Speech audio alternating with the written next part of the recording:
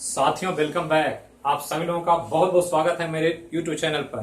आप लोग जहां होंगे स्वस्थ होंगे, सुरक्षित होंगे और अपने अपने लक्ष्य के प्रति एकाग्रचित होकर जुनून के साथ लगे होंगे। तो चलिए उसी लक्ष्य की प्राप्ति में हम लोग कुछ काम करते हैं और अपने लक्ष्य के नजदीक पहुंचने का प्रयास करते हैं।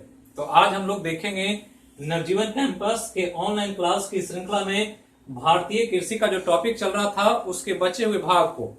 तो चलिए हमने आपको इसके पिछले क्लास में इंडियन एग्रीकल्चर के महत्व को बताया और साथ ही साथ इंडियन एग्रीकल्चर के जो कृषि का स्वरूप है उसको दो आधार पर बांट करके आपको समझाने का प्रयास किया कि कृषि का क्या स्वरूप है, किस रूप में कृषि कार्य होता है, उसका करने का उद्देश्य क्या है। क्योंकि हम पहले ही कह चुके हैं कि भारत एक एग्रीकल्चर बेस्ड कंट्री है, कृषि प्रधान देश है। आधी से ज्यादा आबादी कृषि कार्य में लगी है।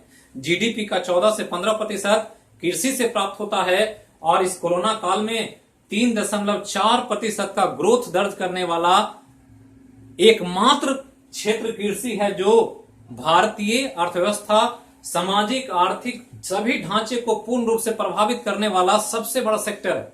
कृषि से ही हम जीवित हैं, कृषि से हमारा जीवन चल रहा।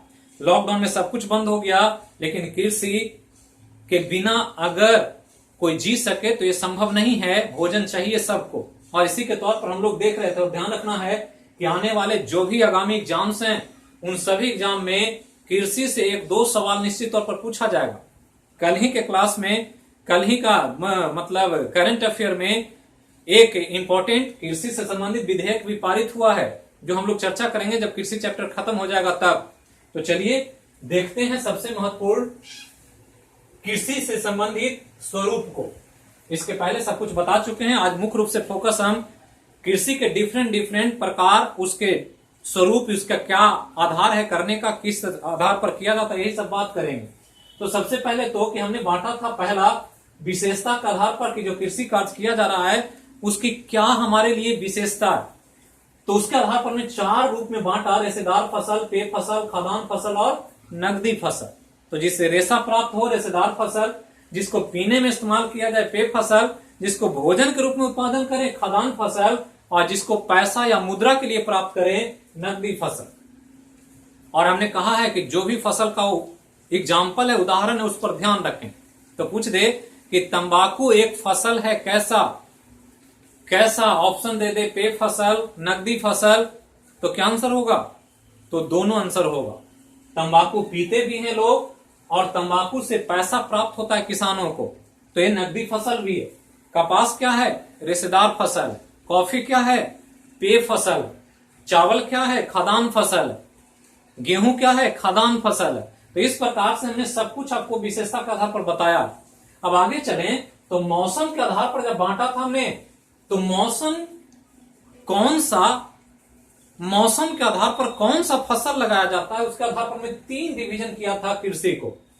एक है खरीफ फसल, एक रबी फसल और जायद फसल। और यही पढ़ते पढ़ते मौसम खराब हो गया था, पावर कट होने की वजह से वो क्लास वहीं पर रोका गया था। तो उसी को हम लोग आगे ले चलते हैं। तो खरीफ फसल के बारे में बताया था कि ये वर्षा के ऋतु में होता है। इसके लिए टेम्परेचर अधिक चाहिए, जल की मात्रा ज्यादा चाहिए, सिंचाई में ज्यादा पानी खोजता है और इसकी वजह से खरीफ फसल मुख्य रूप से बारिश के सीजन में लगाते हैं, जिसमें मुख्य फसल धान है। धान के अलावा हमने मूंग बताया था, मूंगफली बताया था, सोयाबीन बताया था, ये सब खरीफ फसल के अंतर्गत। जबकि रबी की बात करें तो रबी के लिए टेम्परेचर कम चाहिए और टेम्परेचर कम जाड़े के मौसम में मिलता है, तो जाड़े में रबी लगाते हैं। पानी भी धान जैसा नहीं चाहिए, दो सिंचाई दे देंगे तो गेहूं का फसल तैयार हो जाता है। तो लो टेम्परेचर कम पानी में जो फसल लगाया जाए रबी फसल, जिसमें गेहूं, ज्वार, बाजरा, सरसों, तिलहन या दलहन में चना, मटर या मसूर, अरहर, ये सब क्या है? सब रबी फसल के अंतर्गत है। आलू हमने कहा था, तंबाकू कहा था रबी फसल। जायद फसल की बात हमने किया तो हमने कहा था इसके लिए तेज हवाएं चाहिए, गर्म में चलने वाली, और गर्मी का मौसम होना चाहिए। एकदम ड्राई हवा जब बहती है तो ऐसे फसल का उत्पादन होता है। और इसके लिए मुख्य रूप से एकदम सबसे हॉट जो सीजन होता है गर्मी का, अप्रैल मई के समय में ये फसल मुख्य रूप से लगाते हैं। तो इसके बारे में हम पिछले क्लास में सब कुछ बता चुके हैं। बुआई कब करते हैं, कटाई कब करते हैं। तो पूछ दे कि जायद फसल की बुआई कब होती है, तो जायद फसल बोया जाता है मार्च अप्रैल में और कटाई जून जुलाई में। खरीफ कब लगाते हैं? खरीफ कब लगाया जाता है? तो खरीफ फसल जून जुलाई में लगाते हैं और अक्टूबर नवंबर में तैयार हो जाता है, मतलब कटाई कर लेते हैं। रबी कब लगाते हैं? तो जाड़ा शुरू होने के समय अक्टूबर नवंबर में लगाते हैं और मार्च अप्रैल आते आते रबी तैयार हो जाता है। तो इतना चीज हम लोग पढ़ चुके थे मुख्य रूप से कृषि के प्रकार में। अब जो हम लोग पढ़ने जा रहे हैं वो बहुत इंपॉर्टेंट है आपके जीएस के लिए, और जो पढ़ेंगे उसको ध्यान देंगे कि कृषि का जो ये हम स्वरूप है ये तो ट्रेडिशनल है, इसको हम लोग पढ़ते आ रहे हैं, लेकिन कृषि के कुछ अन्य तरीके हैं और अन्य तरीके जो हैं वो बहुत इंपॉर्टेंट है खासकर जीएस के लिए। और इसी को हम लोग आज चर्चा करेंगे मुख्य रूप से, जिसमें हम पहले तो दुनिया में होने वाले कृषि को दो रूप में बांटेंगे।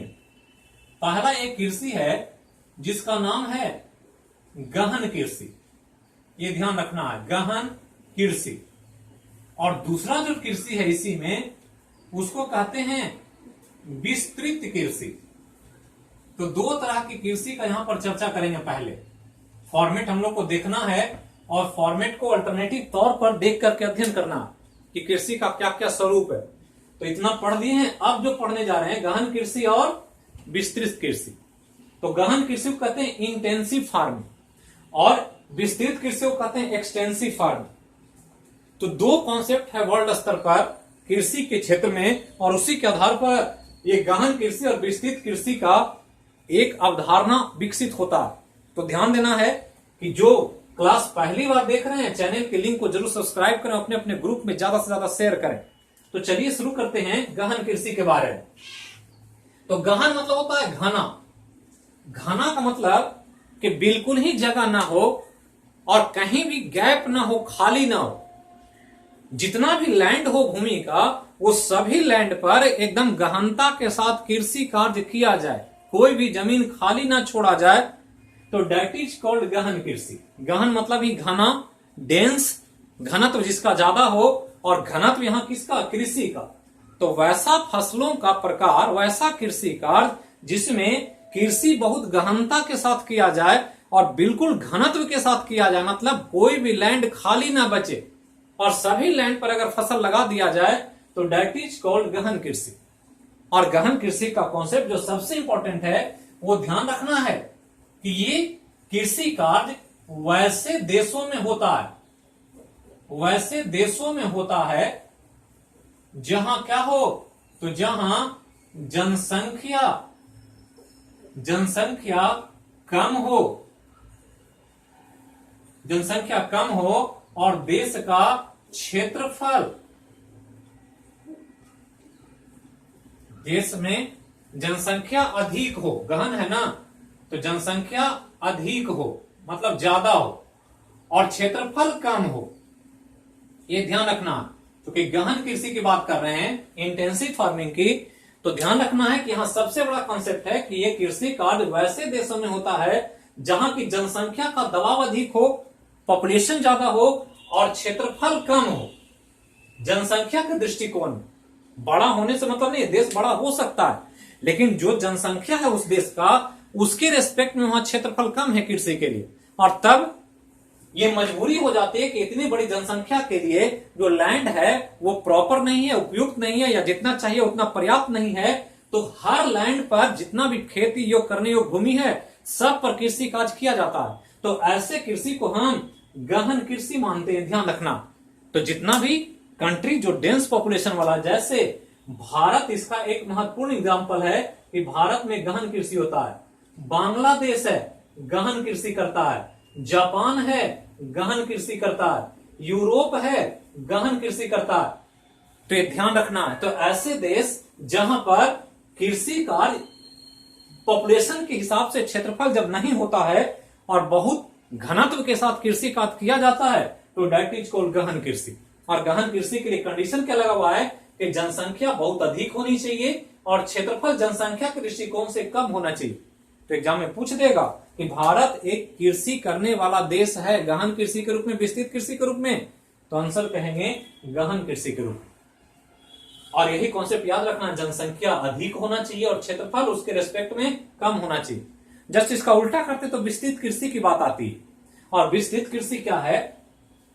तो यहां पर क्या है कि यहां जो देश खेत ऐसा कृषि कार्य कर रहे हैं, उन देशों में क्या होता है कि जनसंख्या कम होता है, जनसंख्या कम होता है, और जनसंख्या कम होता है। उस जनसंख्या के रेस्पेक्ट में देश में क्षेत्रफल बहुत अधिक होता है, क्षेत्रफल अधिक होता है।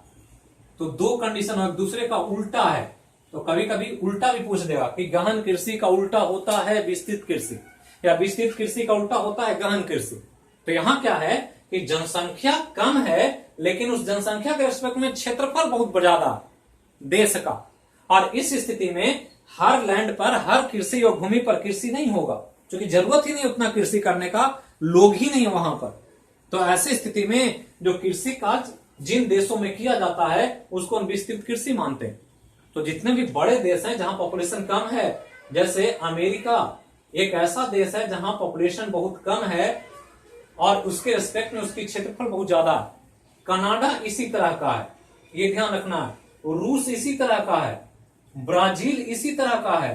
तो यहां पर क्या है कि देश जितना बड़ा है उस क्षेत्रफल के दृष्टिकोण से वहां की जनसंख्या बहुत कम है, और इसलिए वहां बड़े बड़े खाली लैंड पाए जाते हैं। मतलब यहाँ कृषि कार्य हो रहा है, बीच में बहुत बड़ा एरिया खाली है, फिर आगे कृषि हो रहा है। हर खेत में नहीं होगा। यहाँ क्या है कि हमारे यहाँ चूंकि गहन कृषि होती है तो खेत तो छोड़ें, आर पर भी लोग खेती कर लेते हैं, और कुछ समय ध्यान न दिया जाए तो पता चलेगा कि आर भी गायब हो जाता है खेत से, और उसके चलते बहुत सारे न्यायिक प्रक्रिया, फौजदारी मुकदमे हो जाते हैं, लाठी लठौल की बात आती है, सर फोड़ देते हैं, केस मुकदमा हो जाता है, इवन की हत्याएं तक हो जाती है। कारण क्या है कि दबाव है, लैंड नहीं है। तो लैंड नहीं है, जनसंख्या ज्यादा है, कृषि कार्य करना है तो गहन कृषि कार्य करेंगे। यहां लैंड ही ज्यादा है, लैंड पर कृषि कार्य करने के लिए आदमी कम है, और तब यहां पर क्या होगा, विस्तृत कृषि होगा। तो दो धारणा हो गया, जनसंख्या कम क्षेत्रफल अधिक विस्तृत कृषि, जनसंख्या अधिक क्षेत्रफल कम तो गहन कृषि। तो ये ध्यान रखना, ये दो फॉर्मेट को। अब आगे चलें तो इसी जैसा कुछ अन्य और तरीका है जो आपको याद रखना है, बार बार एग्जाम में पूछा जाए। तो हमने कल कहा था कि आप लोग बिल्कुल प्रॉपर तैयारी करें, और बिल्कुल ऐसे तैयारी करें जैसे दुर्योधन के साथ अर्जुन ने दुनिया में सबसे बड़े धनुर्धर बनने का तैयारी किया था। तो उसी गहनता के साथ, उसी ध्यान के साथ तैयारी पर ध्यान दें, अपने अपने स्ट्रेंथ पर ध्यान दें, और एग्जाम के कौन से कमजोर पॉइंट है उसको हिट करने पर ध्यान दें, ताकि आप सफल हो सकें जो आपका लक्ष्य है। अब चलते हैं जिसमें कृषि का फॉर्मेट है, जिसको मिश्रित कृषि कहा जाता है, मिश्रित कृषि। तो इसको मिक्स्ड फार्मिंग कहते हैं अंग्रेजी में, और बार बार मिश्रित कृषि पूछता है। जैसे गहन कृषि, विस्तृत कृषि पूछेगा, ये सब पूछेगा, वैसे ही मिश्रित कृषि पूछेगा। तो क्या है मिश्रित कृषि, इसको समझना। और जब मिक्स्ड आ गया तो मिक्स्ड फार्मिंग में ध्यान रखना है कि कुछ ना कुछ तो मिला होगा। मिक्सचर के बारे में हम लोग बहुत पढ़े हैं। तो मिक्स्ड फार्मिंग या मिश्रित कृषि का कॉन्सेप्ट जैसे ही आ गया, मतलब यहां मिला होगा, कोई ना कोई चीज एक दूसरे से मिला हो। मिक्सचर की हमने बात किया है केमिस्ट्री में कि जब दो या दो से अधिक चीजों को मिलाते हैं तो मिक्सचर होता है। उसी तरह से यहां भी मिक्सचर है, लेकिन यहां कृषि का मिक्सचर है।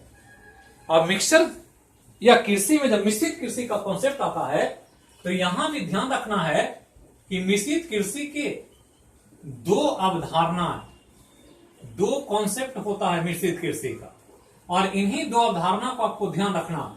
एग्जाम में पूछेगा, और बीपीएससी जैसे एग्जाम में ऐसे क्वेश्चन ज्यादा पूछे जाएंगे कि वहां पर आपको एक से अधिक ऑप्शन एग्जामिनर को देने का स्कोप होता है। और ये ध्यान रखना कि जब ऑप्शन एक से अधिक बनने लगे तो वो क्वेश्चन ज्यादा पूछा जा सकता है। तो दो अवधारणा है मिश्रित कृषि का, कृषि का प्रारूप है, कृषि कार्य करने का तरीका है। अब यहां क्या है कि दो तरह के फॉर्मेट है कृषि के। पहला कि एक भूमि हो या एक खेत हो, खेत समझते होंगे लैंड, जिस पर कृषि करते हैं। एक खेत हो और उस खेत में एक ही साथ दो या दो से अधिक फसल लगाया जाए, फसल लगाया जाए तो डेट इज कॉल्ड मिश्रित फार्मिंग या मिश्रित कृषि कहेंगे, मिक्स्ड फार्मिंग। तो क्या हो गया यहां कि यहां कृषि कार्य हो रहा है, लैंड एक ही है और लैंड एक ही है और किसान क्या करते हैं, एक ही समय में एक ही साथ दो या दो से अधिक फसल लगा देते हैं। अब ऐसा करेंगे तो ये जो कृषि का तरीका होगा, जो प्रारूप होगा, इसको हम क्या कहेंगे, मिक्स्ड फार्मिंग कहेंगे। और ऐसा अक्सर हमारे घरों में, हमारे खेतों में जो किसान, चूंकि हम लोग सब किसान फैमिली से ही बिलोंग करते हैं, हर के फैमिली में कृषि कार्य होता ही है।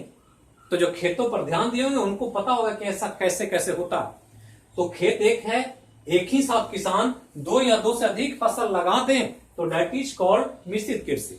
जैसे नॉर्मली देखते होंगे कि हमने कहा है कि रबी का जो फसल होता है आलू, तो आलू लगाने का एक प्रक्रिया होता है और आलू के साथ लोग क्या लगाते हैं, मूली लगा देते हैं। तो इधर आलू तैयार हो रहा है, अगर मूली भी तैयार हो रहा है, तो एक साथ क्या होगा, एक ही खेत है और आलू मूली साथ साथ लगा देंगे तो ये मिक्स्ड फार्मिंग का एक कॉन्सेप्ट आ जाएगा। जैसे लोग गेहूं लगाते हैं, तो गेहूं रबी फसल है और गेहूं के साथ साथ कभी कभी तोड़ी लगा देते हैं और कभी कभी किनारे किनारे तीसी भी बो देते हैं। तो तोड़ी और तीसी से तेल प्राप्त हो जाता है किसानों, और साथ साथ खाद्यान्न फसल के रूप में गेहूं भी तैयार हो जाता है। तो ऐसे कृषि का जब करेंगे कि एक ही साथ एक ही समय में एक ही लैंड पर एक ही खेत में दो या दो से अधिक फसल का उत्पादन ले लें, कृषि कार्य कर लें, तो डेट इज कॉल्ड मिश्रित कृषि या मिक्स्ड फार्मिंग। तो ये ध्यान रखना। अब आगे चलें तो इसी का दूसरा एक अवधारणा है। अवधारणा क्या है कि कृषि कार्य कोई करे, कृषि कार्य करे किसान, और कृषि कार्य के साथ वही किसान पशुपालन भी करे, पशुपालन भी करे। तो इस स्थिति में ये दोनों कार्य अगर साथ साथ हो रहा है तो इसी का हम नाम दे देते हैं क्या, मिश्रित कृषि। ये ध्यान रखना, ये क्या है, मिश्रित कृषि। तो कृषि कार्य भी हो रहा है और पशुपालन भी हो रहा है। और ये हमारे यहाँ भारत की संस्कृति में पुराने समय से या दुनिया में हर जगह पर जानवरों का जो पालने का कॉन्सेप्ट आया वो कृषि से जोड़कर आया। चूंकि कृषि और पशुपालन दोनों एक दूसरे का पूरक है। जब हम लोग धान उगाते हैं तो धान से जो फसल ले लेते हैं तो उसका जो अवशेष बचता है, उसके जो फसल के सूखे हुए डंठल बचते हैं, उसी को भोजन के रूप में बिचाली बना करके गाय को, भैंस को, बकरे को खिलाते हैं। तो उसका जो बेस्ट प्रोडक्ट है उसका उपयोग हो जाए और उसके द्वारा हमको कुछ और प्राप्त हो जाए। गाय पालन करेंगे, भैंस पालन करेंगे, बकरी पालन करेंगे तो दूध, दही, घी, मक्खन और मटन, चिकन भी मिलेगा। तो ये सब क्या है कि साथ साथ करने की प्रक्रिया है। और किसान अक्सर अपने कृषि के उत्पादों को और उप उत्पादों के मतलब प्रोडक्ट और बाई प्रोडक्ट को सदुपयोग करने के लिए कृषि के साथ पशुपालन का कार्य प्राचीन समय से ही करता आ रहा। और जब ऐसा कार्य किया जाए तो दैट इज कॉल्ड मिश्रित कृषि या मिक्स्ड फार्मिंग। तो ये ध्यान रखना है कि मिक्स्ड फार्मिंग का दो अवधारणा हो गया। पहला कि एक खेत में एक साथ एक फसल के साथ दूसरा फसल लगा दिया जाए, दैट इज कॉल्ड मिश्रित कृषि। दूसरा कि किसान जब कृषि कार्य के साथ पशुपालन भी साथ साथ कर रहा हो तो कहेंगे क्या है, ये मिश्रित कृषि है। और ये भारत में बड़े पैमाने पर या दुनिया में हर जगह पर जहां कृषि का कार्य होता है वो सब जगह किया जाता है। तो ये हो गया मिक्स्ड फार्मिंग। अब मिक्स्ड फार्मिंग के बाद जो एक इंपॉर्टेंट है उसको देखना, तो इसको हम हटा रहे हैं। हम कहा है कि ये जो है ये बहुत इंपॉर्टेंट पार्ट्स है, खासकर जीएस सेक्शन के लिए। जो आप समान अध्ययन पढ़ते हैं तो हमने कहा कि ये कृषि या एग्रीकल्चर जो है वो कृषि से जुड़ा हुआ है, साथ ही साथ हमारे राजनीतिक, सांस्कृतिक और आर्थिक सभी क्षेत्रों को प्रभावित करता है। और इसलिए कृषि बहुत इंपॉर्टेंट पार्ट हो जाता है एग्जाम के लिए। अब जो एक कृषि का पार्ट है, एक स्वरूप है जिसको करने के तरीके के आधार पर नाम दिया गया है रोपण कृषि। रोपण कृषि या इसी को बागानी कृषि भी कहते हैं, या इसी का प्लांटेशन एग्रीकल्चर कहा जाता है। तो ये एक अलग फॉर्मेट है कृषि का, ये ध्यान रखना कि रोपण कृषि एक अलग तरीका है जो किसान अपनाते हैं कुछ विशेष फसलों के साथ। तो क्या अपनाते हैं, इसको ध्यान देना। तो फसल लगाने का दो तरीका होता है, जैसे एक धान लगाते हैं, गेहूं लगाते हैं, वो लगाने का तरीका जिसमें बुआई और रोपाई की जाती है। लेकिन धान जब लगाते होंगे तो धान में क्या करते हैं और गेहूं में क्या करते हैं, दोनों को ध्यान दें। तो गेहूं को एक बार उसके बीज को बो देते हैं, बुन देते हैं खेतों में, तो धान तैयार हो जाता है, गेहूं तैयार हो जाता है। लेकिन धान को क्या करते हैं, धान को पहले उसका बिचड़ा तैयार करते हैं, छोटा छोटा प्लांट तैयार करते हैं, और जब प्लांट तैयार होता है तो उसको उखाड़ करके बिचड़े को फिर जहां पर उसका कृषि कार्य करना होता है उसको दोबारा लगाते हैं। तो यही समझना कि जब कृषि कार्य किया जाए और उसमें प्लांट के कोई भी फसल के छोटे प्लांट को पहले विकसित करके उसको दोबारा लगाने की जरूरत पड़े, तो ऐसे कृषि कार्य को हम रोपण कृषि कहते हैं। और ऐसा काम गार्डनिंग में या बागीचे में होता है, और इसलिए इसको बागानी कृषि या गार्डनिंग एग्रीकल्चर के रूप में भी देखा जाता है। तो ध्यान रखना कि इसमें क्या करते हैं कि फसल के छोटे पौधे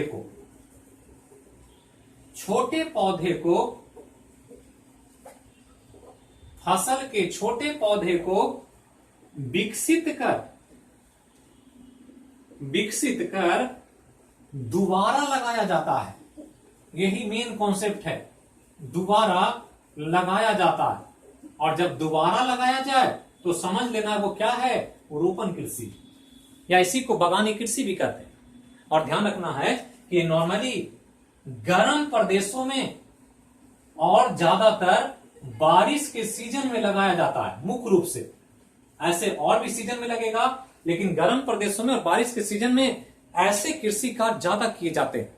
तो जितना भी आप फसल जानते हैं जिसको एक बार लगा करके उसको उखाड़ करके दोबारा लगाना पड़ जाए तो कहेंगे वो क्या है, रोपण कृषि। तो नाम याद रखें, जो जो आप जानते हैं बहुत इंपॉर्टेंट, कॉमन है और अक्सर एग्जाम में पूछा जाएगा। जैसे धान रोपण कृषि में प्याज यही सही करते हैं, प्याज की गांछी लगाते हैं और फिर उसको उखाड़ करके अच्छी जगह पर लगाते हैं। केला लगाते हैं तो केला का पहले छोटा प्लांट लगाते हैं और उसके बाद उसको उखाड़ करके खेतों में लगा देते हैं। तो धान हो गया, प्याज हो गया, केला हो गया, इसके अलावा नारियल हो गया, नारियल के अलावा चाय हो गया। तो ऐसे जो भी फसल हैं ये सब क्या हैं, बागानी कृषि के अंतर्गत या रोपण कृषि के अंतर्गत शामिल है। तो ये सब को ध्यान रखना है। आपको ध्यान रखना है कि ये मुख्य रूप से गार्डनिंग एग्रीकल्चर के लिए किया जाने वाला इंपॉर्टेंट प्रक्रिया के तौर पर किया जाता है। तो ये ध्यान रखना है। अब यहां के अलावा जो आगे चलेंगे तो अगला जो टाइप होगा कृषि का, उसको थोड़ा सा ध्यान देना, क्योंकि हम कह रहे हैं कि यही सब आपके एग्जाम के लिए सबसे इंपॉर्टेंट पार्ट है जो अक्सर आपसे पूछा जाएगा।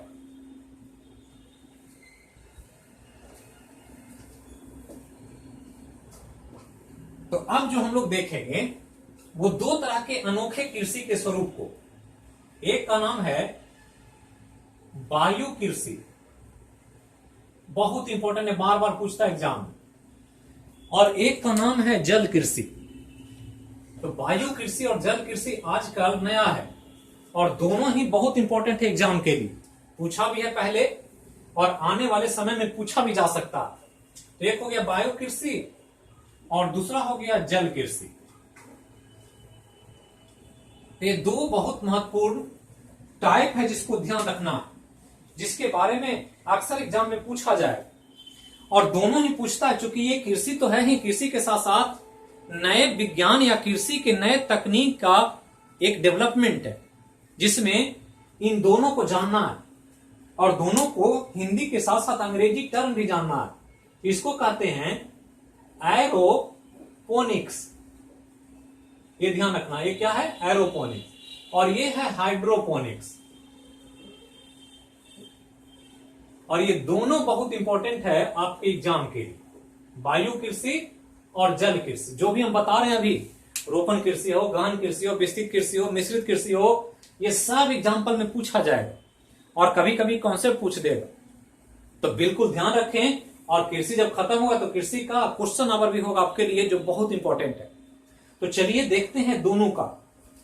तो दोनों के टर्म में अगर हिंदी लिख देता है तब तो समझना आसान हो जाता, लेकिन अंग्रेजी लिखेगा तो थोड़ा सा कठिन होगा। इसलिए इन दोनों क्वेश्चन में ज्यादा आपको अंग्रेजी टर्म ही देगा कि एरोपोनिक्स का मतलब होता है या हाइड्रोपोनिक्स कहा जाता है। तो आपको ध्यान रखना होगा दोनों चीजों में। अब यहां ध्यान दें कि एरो मतलब एयर है, वायु लिखा हुआ है, और वायु का मतलब कृषि वायुमंडल में किया जाए, वायुमंडल में, यह ध्यान रखना है। तो वायुमंडल में क्या जब कृषि कार्य करेंगे तो डेट इज कॉल्ड हाइड्रोपोनिक्स। तो वायुमंडल मतलब पृथ्वी से ऊपर उठ करके, क्योंकि पृथ्वी के धरातल से ऊपर वायुमंडल की शुरुआत होती है और 10,000 किलोमीटर तक वायुमंडल का विस्तार है। अलग अलग लेयर हैं जो हम लोग पढ़ते हैं वायुमंडल सेक्शन में, ज्योग्राफी में। जब वर्ल्ड ज्योग्राफी पढ़ेंगे तो वहां चर्चा होगी।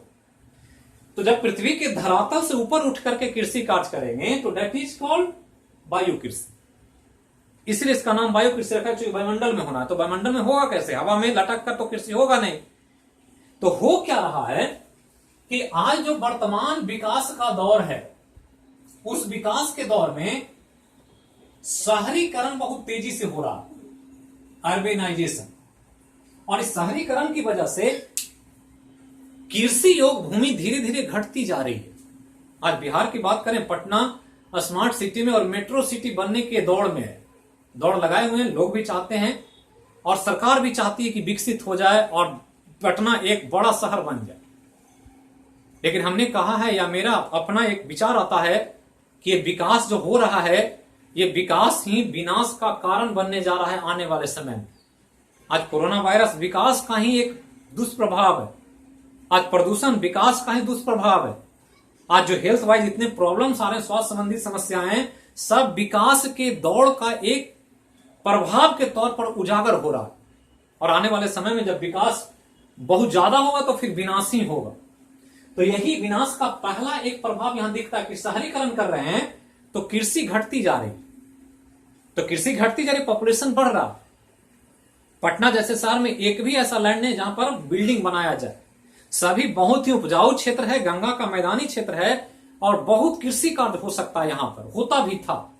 लेकिन शहरीकरण के दौर में हमने कृषि को छोड़ा और उस कृषि लैंड पर बड़े बड़े इमारतें खड़ा करना शुरू किया। और यही वजह है कि भूमि घटती जा रही है शहरीकरण से। और भूमि जब घटती है तो शहरों में जो बिल्डिंग बन रहे हैं उनके छतों पर कृषि कार्य करने का एक नया कॉन्सेप्ट आया कि कृषि कार्य किया जाए छतों पर। क्योंकि छत पर अब लैंड है, उसके ऊपर अगर खाली है तो उस पर मिट्टी का एक लेयर बिछाया जाए, 10 से 15 सेंटीमीटर मोटी परत, और उस पर हम कृषि कार्य करें। और यही होने वाला है आने वाले समय में कि लैंड जब नहीं बचेगा तो कृषि कार्य छतों पर ही करना पड़ेगा। और ये हो रहा है जापान जैसे देशों में, यूरोपियन कंट्री में और भारत में भी। भारत में भी अब बहुत सारे गार्डन या बागीचे छतों पर लगाए जा रहे हैं, सब्जियां उगाई जा रही है। तो अभी धीरे धीरे शुरुआत है। आने वाले समय में ये कंपल्सन हो जाए कि यही काम करना पड़ेगा अगर भोजन चाहिए तो, क्योंकि लैंड हमने बचने नहीं देंगे, लैंड को रहने नहीं देंगे कृषि के लिए। तो ध्यान रखना, ये अंधा दौड़ कब तक चलेगा? मानव के समझ आते आते शायद समझ जाए तो ये दुनिया ठीक हो जाएगी और रुकेगी और विकास को एक सही मायने में अर्थ मिलेगा। तो ध्यान रखना है कि छतों पर जब कृषि कार्य किया जाए तो ऐसा कार्य को ही क्या कहेंगे? वायु कृषि कहेंगे। तो ये ध्यान रखना। अब यहां का उल्टा है जल कृषि। तो हवा में हो गया और मिट्टी पर हो गया। हवा मिट्टी को बचा हटा दें तो बचा वाटर। तो सिंपली समझना क्या है कि बिना मिट्टी के बिना जल में कृषि कार्य किया जाए, मिट्टी के बिना जल में कृषि कार्य किया जाए तो that agriculture is called hydroponics या जल कृषि। एक नया कॉन्सेप्ट आया। कॉन्सेप्ट क्या है कि पौधे को मिट्टी चाहिए। मिट्टी क्यों चाहिए? तो मिट्टी चाहिए मिट्टी से मिलने वाले वाटर, नमी और मिनरल सॉल्ट्स के लिए, खनिज लवण के लिए। उसी से उनका पोषण होता है और उसी से वो अपना डेवलपमेंट करते हैं और सारा काम करते हैं। लेकिन अगर हम एक सॉल्यूशन बनाएं वाटर का और केमिकल्स का, जो चाहिए पौधे को, नाइट्रोजन चाहिए, फास्फोरस चाहिए, पोटास चाहिए, जो भी चाहिए, अगर हम एक घोल बना दें पानी का और उसमें डालें प्लांट को, तो पोषक तत्व मिल जाए, वाटर मिल जाए, ऊपर से हवा मिल जाए, तो प्लांट ग्रो हो जाए, मिट्टी की आवश्यकता नहीं रह जाए। क्योंकि जो मिट्टी में पोषक तत्व है, मिनरल्स या वाटर है, वो तो मिल ही रहा है जल से। आपने सॉल्यूशन बना दिया और सॉल्यूशन में सब कुछ था मिला हुआ, तो वो पौधे को मिलने लगेगा। और जब पौधे को मिलने लगेगा तो पौधा ग्रो होगा और पौधा फसल देगा। और जब ऐसा फसल होता है तो कहते हैं ये क्या हो रहा है, हाइड्रोपोनिक्स हो रहा है। तो सिंपल समझना है, कह देगा कि बिना मिट्टी के जल में होने वाले कृषि कार्य को कहते हैं क्या, तो हाइड्रोपोनिक्स। यहां जल ही मेन है और जल में ही सारा काम होना है। तो इस स्थिति में हाइड्रोपोनिक्स का कॉन्सेप्ट आया दुनिया में, और इस कॉन्सेप्ट को लाया एक व्यक्ति, एक कृषि वैज्ञानिक, जिनका नाम है वुडवर्ड। तो ये ध्यान रखना है, हाइड्रोपोनिक्स के जनक के रूप में वुडवर्ड को ध्यान रखना है, जो अक्सर पूछा जाता है एग्जाम। तो वुडवर्ड ने ही इसको लाया और दुनिया के सामने एक नया कॉन्सेप्ट दिया कि बिना मिट्टी के भी कृषि कार्य किया जा सकता है, अगर हम पौधे को सब कुछ उपलब्ध करा। और भारत में बहुत सारा काम हो रहा है इस जल कृषि पर, खासकर बिहार में। जैसे बिहार में एक फसल है, मखाना की खेती होती है मिथिला के क्षेत्र में। तो मखाना जल कृषि का एक प्रोडक्ट है। इसके अलावा जो हम लोग पानी फल खाते हैं, सिंघाड़ा, तो सिंघाड़ा जो उत्पादन होता है, ये भी वो सिंघाड़ा नहीं, वो समोसा नहीं है जो दुकान में मिलता आलू भर करके। ये वो है जिसको वाटर में हम उगाते हैं, पानी पर प्लांट तैरता रहता है और उसी से फसल मिल जाता है। तो ये ध्यान रखना है कि मखाना और सिंघाड़ा जैसे फसल जल कृषि के एक महत्वपूर्ण उदाहरण के तौर पर देखे जाते हैं। तो ये वायु कृषि, एरोपोनिक्स और हाइड्रोपोनिक्स को ध्यान रखना है, बार बार पूछेगा एग्जाम। अब आगे चले तो जो मुख्य है अगला, वो एक इंपॉर्टेंट तरीका है जो आपको ध्यान रखना है दो अवधारणा के तौर पर वहां भी। तो चलिए देखते हैं कुछ और अन्य कृषि के तरीके को। और ये सब कृषि का वह पार्ट है जहां पर सबसे ज्यादा सवाल आपसे पूछा जाता है। तो अब जो कृषि हम देखेंगे वो किसान के जीवन स्तर के आधार पर एक तरीका है यहां पर, जिसका नाम है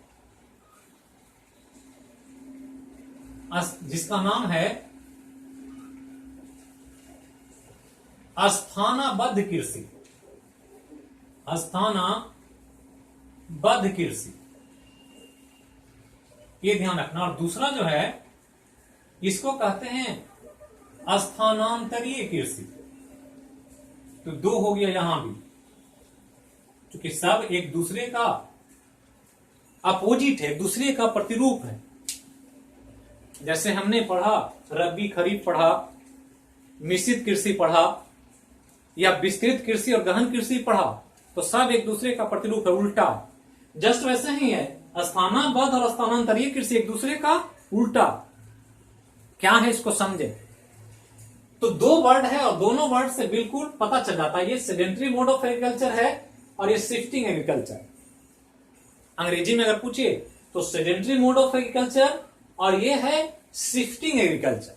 दोनों में दो वर्ड जुड़ा हुआ है, यहां भी स्थान है, यहां भी स्थान, लेकिन स्थान के साथ यहां क्या है, बंधा हुआ है। स्थान के साथ बंधा है और यहां क्या है, स्थान के साथ अंतर है, मतलब स्थान बदलता है। कृषि तो हो रहा है, लेकिन कृषि में दो कॉन्सेप्ट है, एक स्थान बंधा हुआ है और एक स्थान में अंतर है, एक जगह बंधा हुआ नहीं। और यही किसान का दो तरीका है कृषि करने का, कि एक कृषि कार्य किसान जो करता है वह स्थान से बंध कर करता है, मतलब वह स्थान नहीं छोड़ता। स्थान का मतलब यहां खेत से होता क्या है कि ये कृषि योग भूमि है, कृषि योग भूमि है ये खेत जिसको कह रहे हैं, और यही कृषि योग भूमि पर एक किसान खेती कर रहा।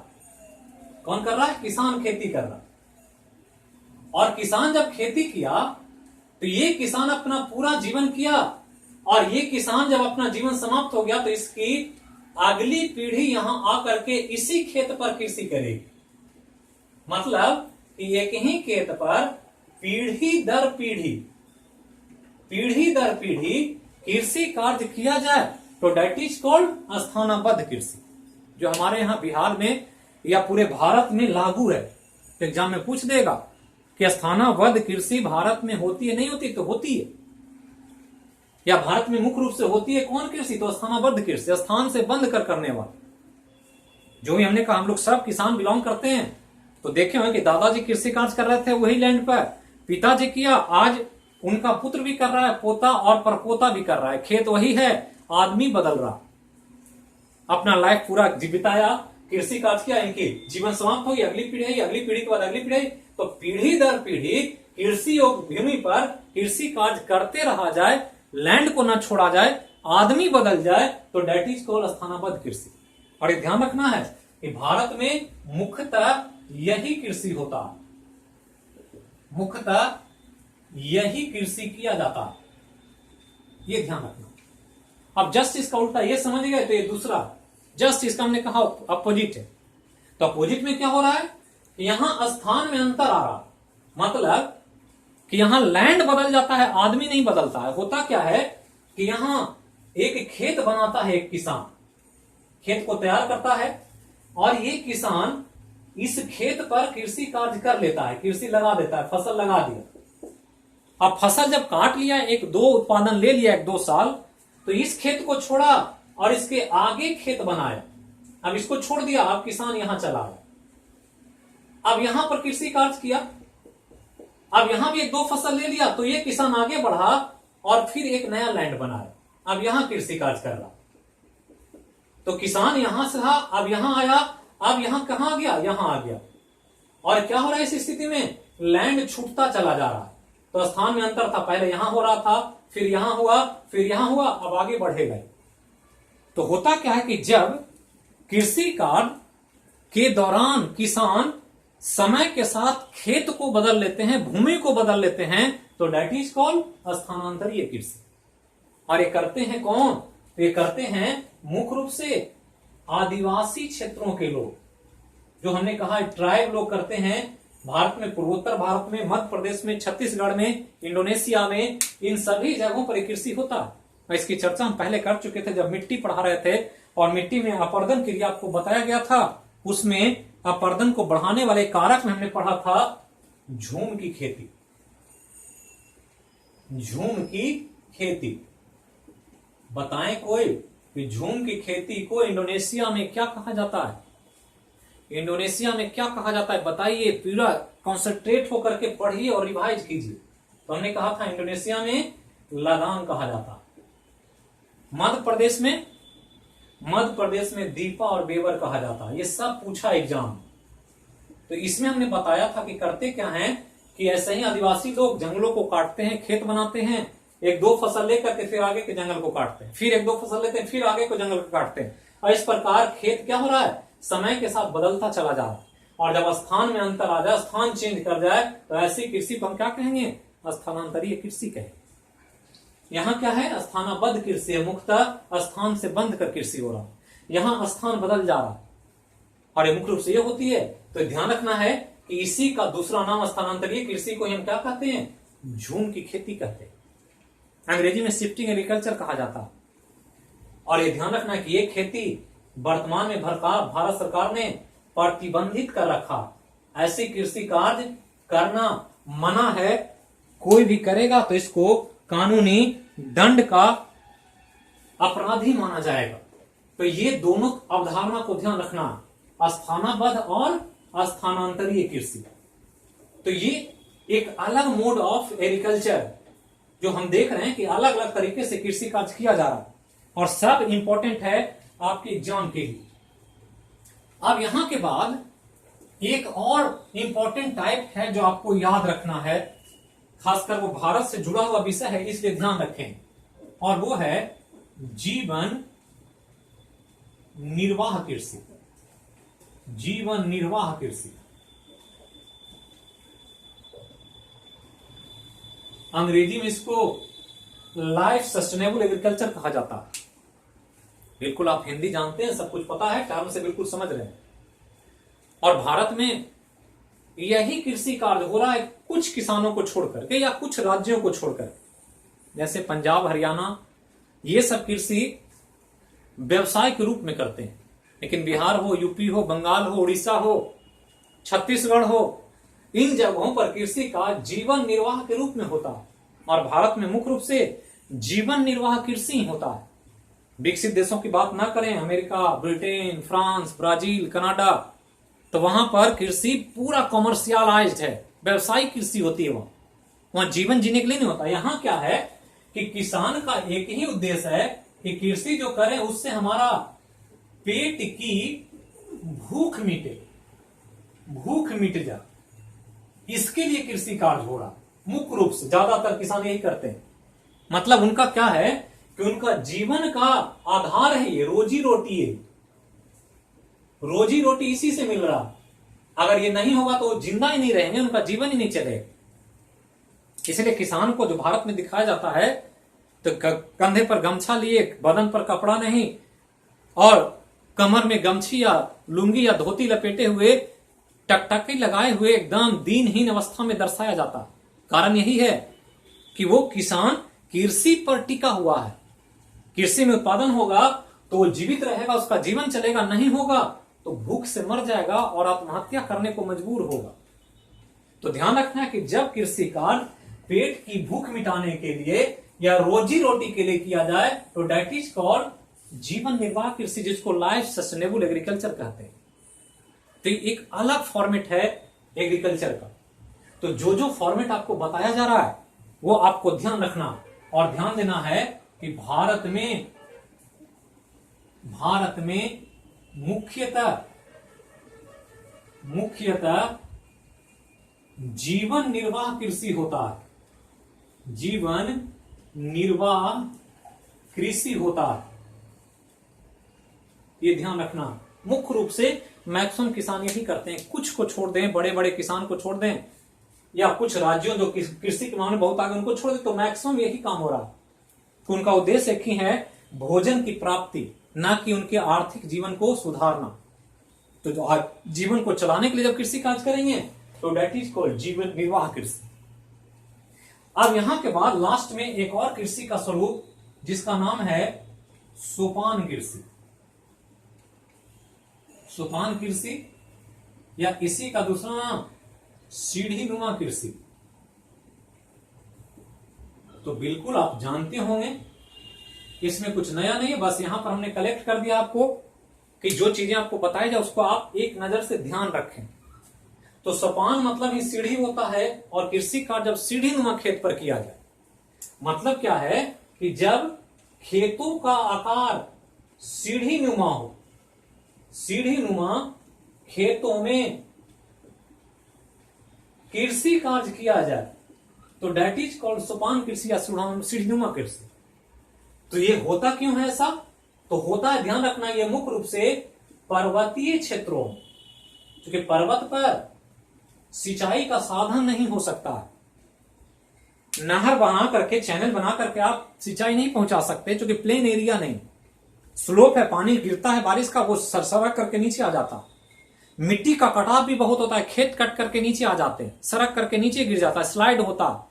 तो इन सब की वजह से जो पर्वतीय क्षेत्र होता है, ऐसे माने स्लोप है, तो इसी को वहां किसान कटिंग करते हैं, और ऐसे कटिंग करके, यहां से कटिंग करके मिट्टी हटा दिया, खेत बना दिया, यहां से हटाया और फिर ऐसे बना दिया, फिर यहां से हटाया और ऐसे बना दिया। तो इस प्रकार से क्या होगा, यहां पर क्या कर सकते हैं, कृषि कार्य कर सकते हैं। यहाँ पानी जब बारिश होगा तो इसको रोक सकते हैं, सिंचाई हो जाएगा और मिट्टी का कटाव भी नहीं हो। तो पर्वतीय क्षेत्रों में मुख्य रूप से ये सोपान कृषि होता, जिसमें मुख्य रूप से चाय की खेती की जाती है। तो चाय की खेती कैसी कृषि? तो सोपान कृषि या सीढ़ीनुमा कृषि। तो यही था कृषि का मुख्यतः स्वरूप, जो एक बेसिक तौर पर आपको मूलभूत जानकारी के रूप में जानना है, जीएस के तौर पर, जनरल अवेयरनेस के तौर पर। अब यहां के बाद कृषि से रिलेटेड अन्य बहुत सारे तथ्य हैं। कृषि के क्रांति देखना है, हरित क्रांति, श्वेत क्रांति, पीली क्रांति, नीली क्रांति, सब देखना। उसके अलावा कृषि से संबंधित जो हमने कहा, कृषि नीति की बात, या नया जो विधेयक आया है उसको करंट से जोड़ करके आपसे पूछा जाएगा उसकी बात। तो सब हम लोग बताएंगे आगे के क्लास में जब अगला क्लास होगा। तो थैंक यू। फिर मिलते हैं हम लोग अगले क्लास में एक नए टॉपिक के साथ। कल करंट अफेयर होगा अपने समय पर 7 बजे, ध्यान रखना। क्वेश्चन आवर के लिए प्रिपेयर रहें। जो भी क्वेश्चन आवर आपका हो उसको 100% 10 में 10 करने का प्रयास करें। आने वाले एग्जाम के लिए बहुत जरूरी है। तो जहां रहें, स्वस्थ रहें, सुरक्षित रहें, आपका पूरा तैयारी अच्छे तरीके से एक सही मुकाम तक पहुंच सके, उसी के रूप में कार्य करते रहें। और देश की एकता अखंडता के लिए बोलें एक बार दिल से, जय हो मैया की। Thank you.